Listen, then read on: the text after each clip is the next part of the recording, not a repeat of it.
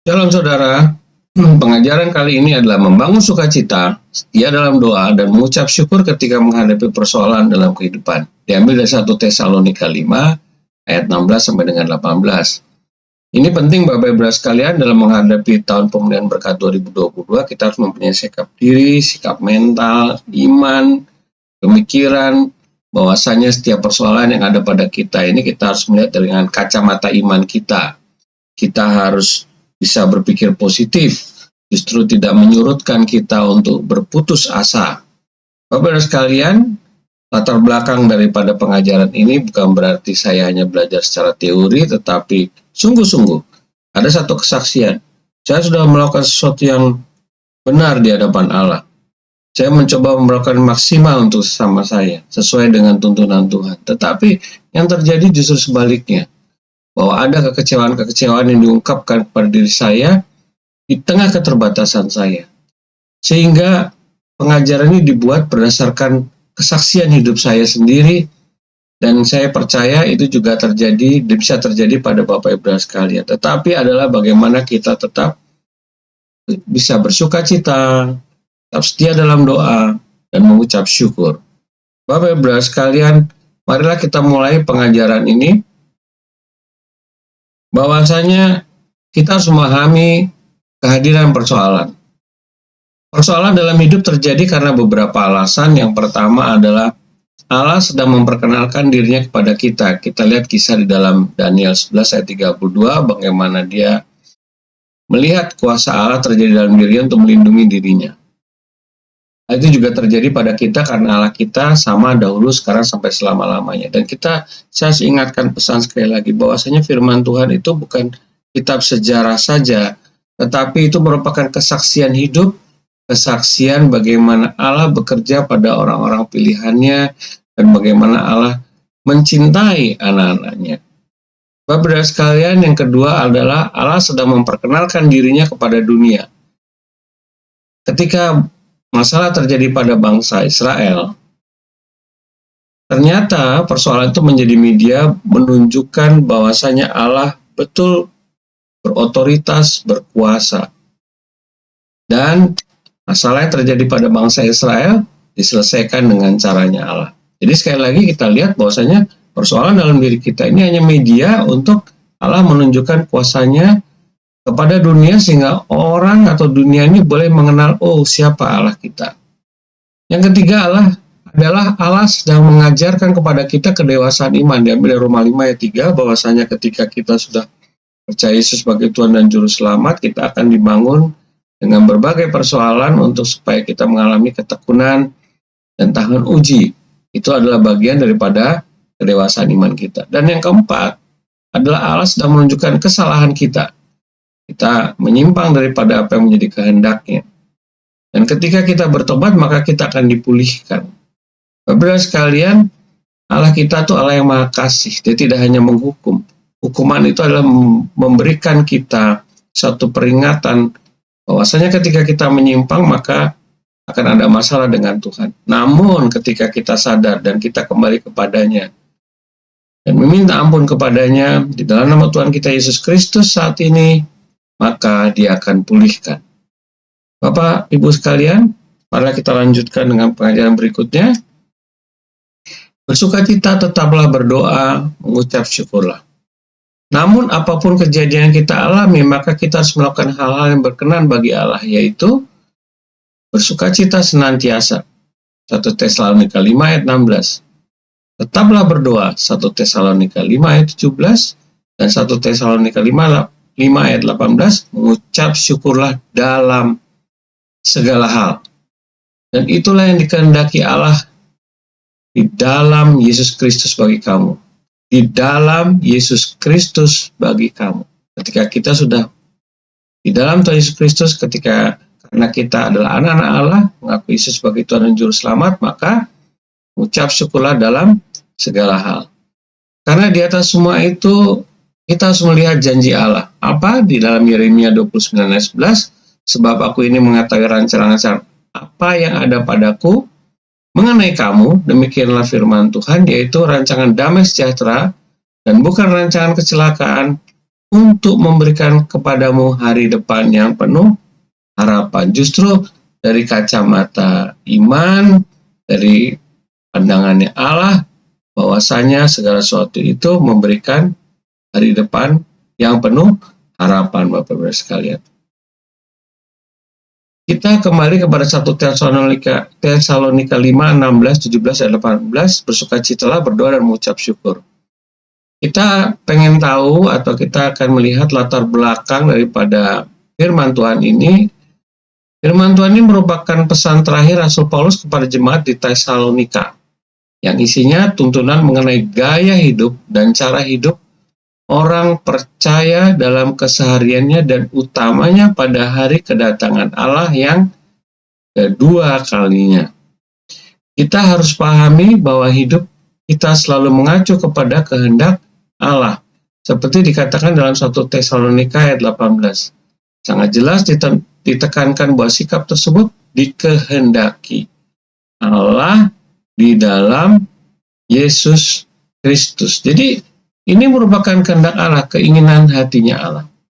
Artinya ketika kita sudah menjadi anak-anak Allah, maka kehendak itu akan mendominasi gaya hidup kita, karena Roh Kudus yang tinggal dalam kita akan mendorong, mengubah, dan menampilkan kehidupan kita sebagai ciptaan yang baru. Bagaimana sikap diri kita agar dapat 1 Tesalonika 5 ayat 16, 17, dan 18 menjadi gaya hidup kita? Ini penting. Bagaimana? Yang pertama, di dalam 1 Tesalonika 5 ayat 16, bersukacitalah senantiasa. Bersukacita itu adalah ungkapan karena penyertaan Allah di dalam kehidupan kita sebagai yang maha kuasa, pencipta langit dan bumi. Kita bisa bayangkan Allah yang begitu luar biasa, pencipta langit dan bumi, menyertai kita melalui Rohnya yang kudus, dan kita dibuat atau ditetapkan sebagai baitnya, rumahnya. Dia tinggal di dalam kita. Wah, itu merupakan suatu sukacita yang luar biasa, Bapak sekalian. Dan setelah itu bersukacita karena kita bersandar kepada Allah di atas segala Allah, nama di atas segala nama. Allah yang maha besar, nama di atas segala nama, di atas segala Allah, hanya kecil, penguasa-penguasa dunia bersama dengan kita. Oleh sebab itu, ketika kita menghadapi persoalan yang merupakan bagian tadi adalah mendewasakan iman kita, dalam Yakobus 1 ayat 2, saudara-saudaraku, anggaplah suatu kebahagiaan apabila kamu jatuh ke dalam berbagai-bagai pencobaan. Aneh ya, berbahagialah. Banyak orang kena persoalan bersungut-sungut, tetapi firman Tuhan ini justru memberikan gambaran yang lain dengan cara Allah memandang bahwa berbahagia. Dan kita harus lihat bahwasanya Tuhan ini dalam mendampingi kita akan memberikan kekuatan. Ada satu tanggung jawab menyertai kita, menghadirkan dirinya dalam diri kita, seperti dikatakan dalam 1 Korintus 13, pencobaan-pencobaan yang kamu alami adalah pencobaan-pencobaan biasa yang tidak melebihi kekuatan manusia. Sebab Allah setia, dan karena itu Ia tidak akan membiarkan kamu dicobai melampaui kekuatanmu. Pada waktu kamu dicobai, Ia akan memberikan kepadamu jalan keluar sehingga kamu dapat menanggungnya. Ia akan memberikan kepadamu jalan keluar sehingga kamu dapat menanggungnya. Kita harus bersukacita. Ketika kita menghadapi masalah, diberi kekuatan, diberi jalan keluar, dan kita mampu melakukan semua itu, kita mampu menanggungnya, Bapak-Ibu sekalian. 1 Tesalonika 5 ayat 17, tetaplah berdoa.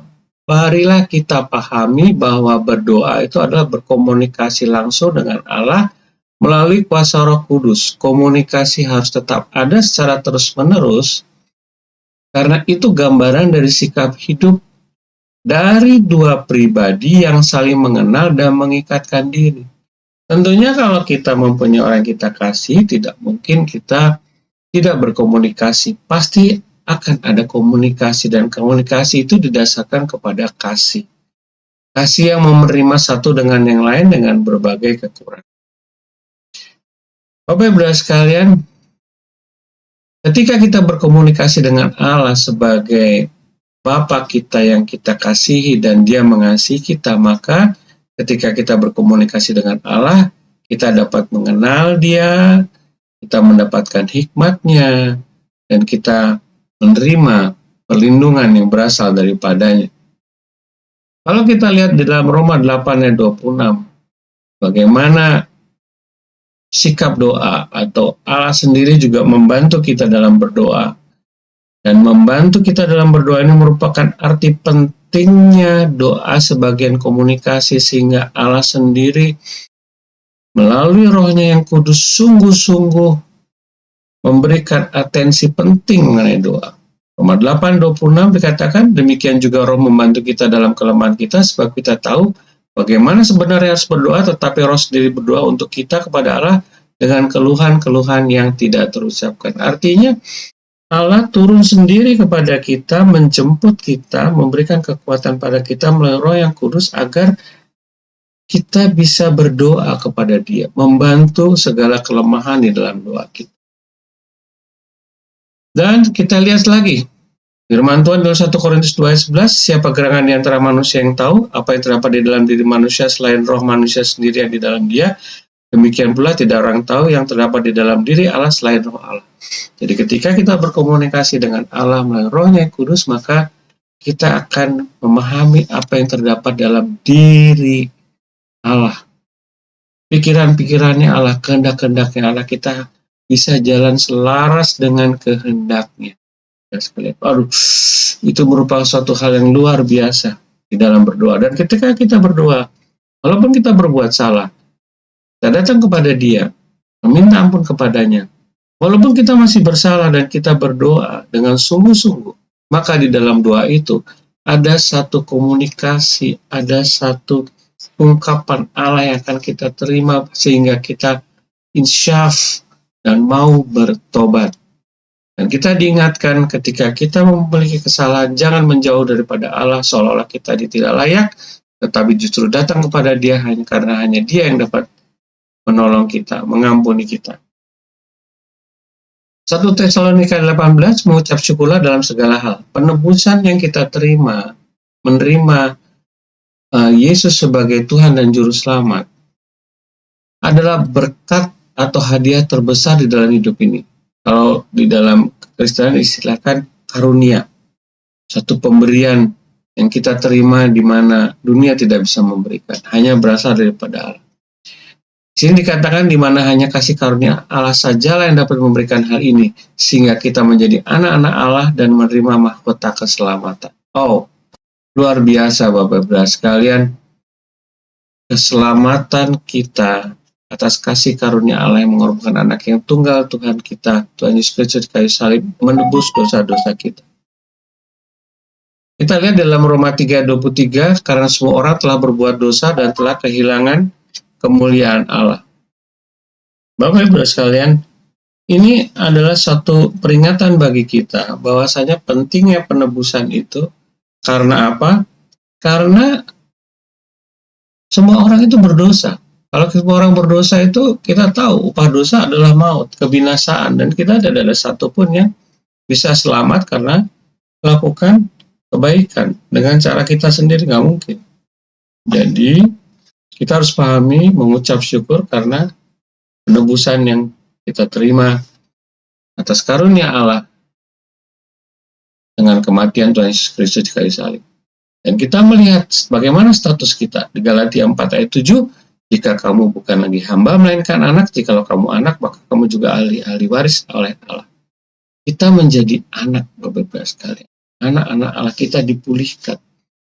Ketika kita sudah kemuliaan Allah gara-gara jatuh di dalam dosa, Adam dan Hawa, maka kita dipulihkan karena kematian Tuhan Yesus Kristus. Dan kita menjadi ahli warisnya, kita bisa memanggil Dia, ya Aba, ya Bapa.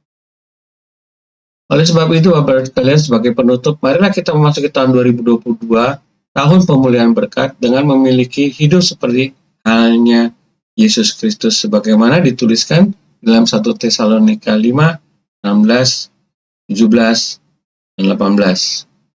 kita harus memiliki sikap hidup yang bersukacita, setia berdoa dan senantiasa mengucap syukur dalam segala hal dalam nama Tuhan Yesus Kristus, karena itulah yang dikehendaki Allah, yang layak, yang berkenan, Bapak sekalian. Jika kita memiliki gaya hidup seperti ini, maka kita akan melalui tahun 2022 dengan ringan, karena kita paham latar belakang. Hal inilah yang menjadi buah dari penyertaan Allah melalui Roh Kudus di dalam kita, yang memberi perubahan, kekuatan, dan tuntunan kepada kita. Marilah kita memasuki tahun 2022 dengan sukacita Bapak Ibu sekalian, karena kita sudah tahu latar belakang dan arti persoalan dalam kehidupan kita. Tuhan Yesus memberkati. Amin.